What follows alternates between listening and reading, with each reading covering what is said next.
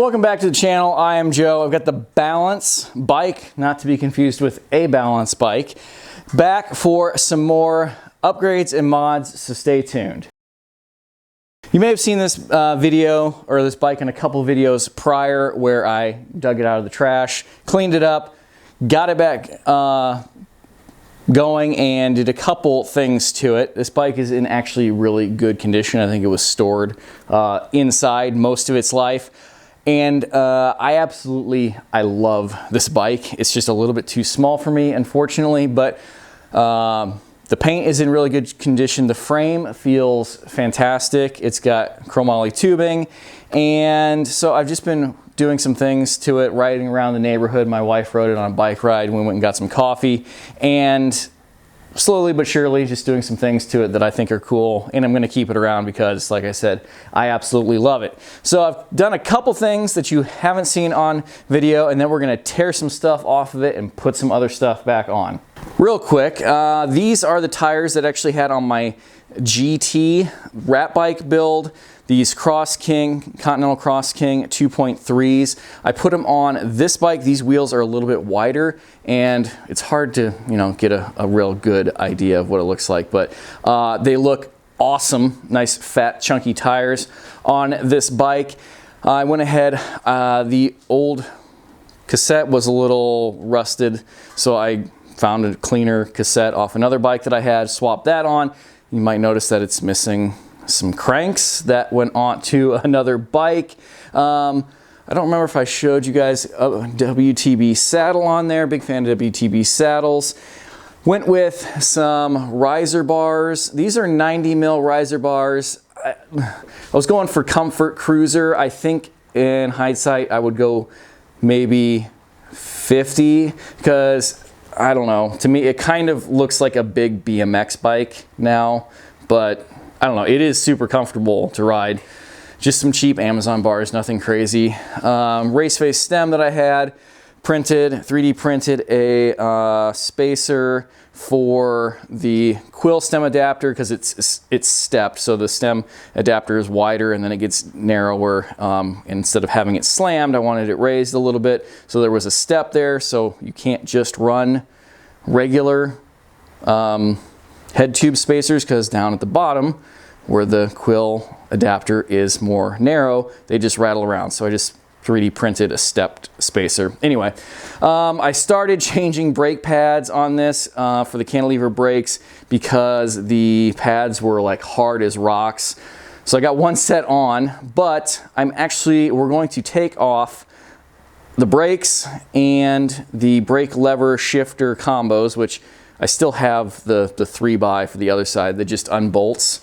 It still has the tab on here. I'm glad I didn't cut that off yet because I have something else. I'm going to put all of that stuff on because that is all really good stuff. I'm just going to swap it for something equally as good but different.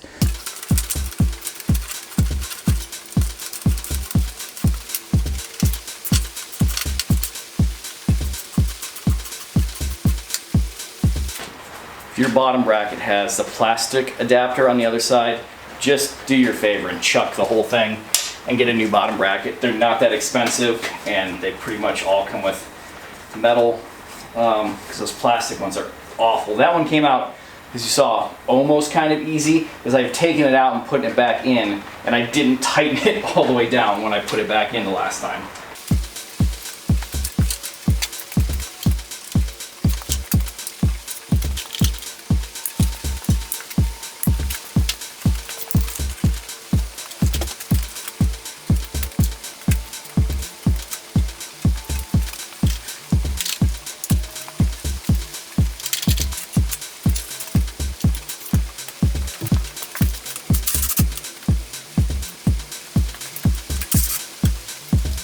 Now, unless you're a die-hard Canty fan, I would say upgrade to V-brakes just because of how much new Shimano brand pads cost, or any good pads, versus what just replacing everything costs. And a lot of times, these older ones, the plastics are cracked and stuff. these are all in really good shape, so it was worth, and I had a good set of levers and shifters, like I had a whole good set. So it was worth saving and spending the money on the pads for the bike that they're going on. The whole setup is going to go over there, and yeah, you might have guessed we're going to go V-brakes on this instead.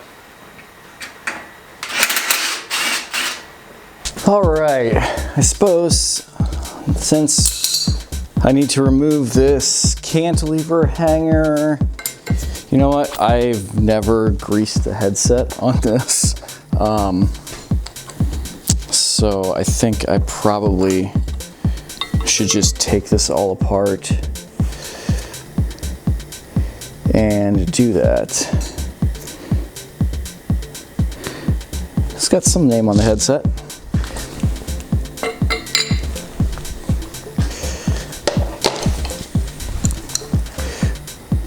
Looks like there's actually still a bunch of grease in there. But since this is 1 1/8" fork, thankfully I can remove this canty hanger, and then I can just get a regular headset spacer and put it on there to take up the gap.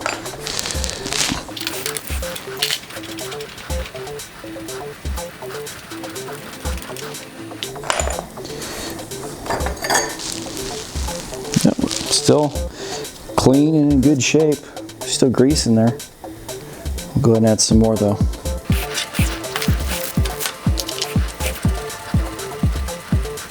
That was pretty dry, so I'll probably ride that around a little bit this summer and then take it apart and grease it up again just to make sure everything's distributed.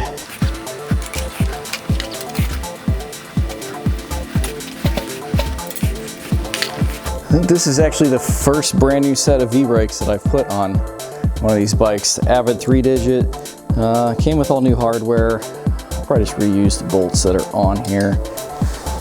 I'm gonna run new cables as well.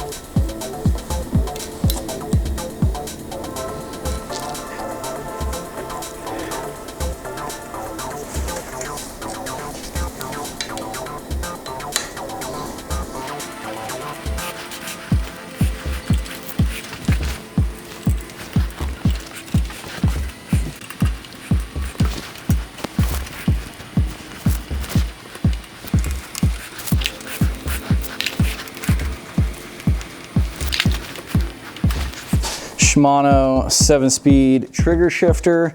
I use these things on everything. 7-speed, 8-speed. I bought a 9-speed one for a project. They are just, they're pretty much bulletproof, really. Avid brake levers, just the plain Jane ones, not what are the speed dial ones. I didn't bother with those for this project. All right, got levers and shifter and everything on, cabled back up. I'm getting ready to run the cable housing. It's got the 3 on the top here for rear brake, 2 derailleurs, which of course I'm not using, a front derailleur. So I'm not going to cable it yet. What do you guys think? Should I run the regular cables with it open in the middle? Should I run full cable housing and then just kind of like zip tie the housing to the old cable stops, the cable mounts? Should I know I can drill these out, like you're gonna see that in a video, another video. Usually you're gonna scrape the frame up and stuff, and this frame is in such good shape, I just don't want to do that. So I realize I hate the exposed cable. I realize the zip tied cable to the stops is kind of like I'm leaning towards that way. I know they make adapters that like plug in there and then drop down, and then you can zip tie the cable on. That seems a bit like much. I don't know if you guys have used those, let me know. But down below in the comments, how do you think I should cable this bike? Should I do original with exposed cables, zip tie, full cable housing, or should I get those adapters to plug in and then run full cable housing that way? For cranks, I'm stealing the off-brand IXF through cranks from my GT build. Like I said, these are not actually Shimano brake cranks. I was messing around with paint and vinyl. I'm never going to sell these cranks. Like, they're just too good to keep around for extras. I am really impressed with the design, how they're built. I can't speak to the strength because I'm not hitting any jumps or anything with these, but they look really good. And I bought the whole set with the bottom bracket barely used for $10. I will say the bearing cups, they take the, I don't know how many, was it 24 tooth wrench, bottom bracket tool, whatever you want to call it. But one side the tool fits really good, and I've had the tool for a while. I used it on a bunch of different stuff. One side the tool fits really good.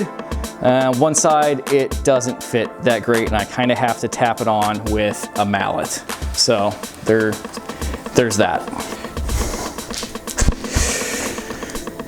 You probably noticed that when I'm putting stuff together in these videos, it looks like there's grease on everything, even though you don't ever see me grease stuff.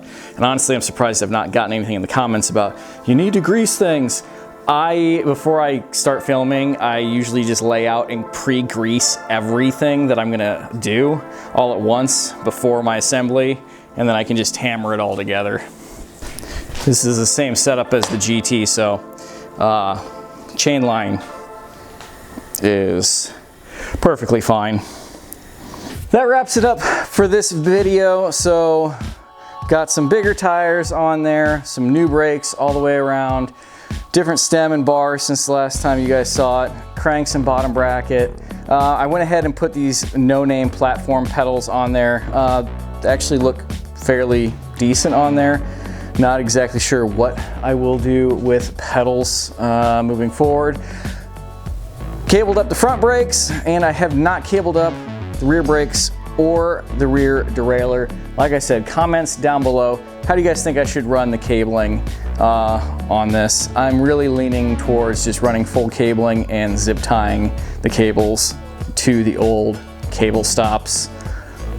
Let me know what you think down below. So if you're new to the channel, please give the video a thumbs up and hit that subscribe button. Of course, we've been doing a lot of vintage mountain bike stuff here in the garage. Toyota, Lexus stuff coming soon. I actually mounted a new set of tires on my 3rd gen 4Runner today. So that's awesome. You guys will see that soon enough. And it's like 50 some degrees right now in Iowa. It's supposed to be almost 70 all week. So hopefully trails will be drying out and I'll be able to get the actual trail bike out and do some riding. So until the next video drops, check out the links down below over to Facebook and Instagram. Thank you for watching. Take care. Goodbye.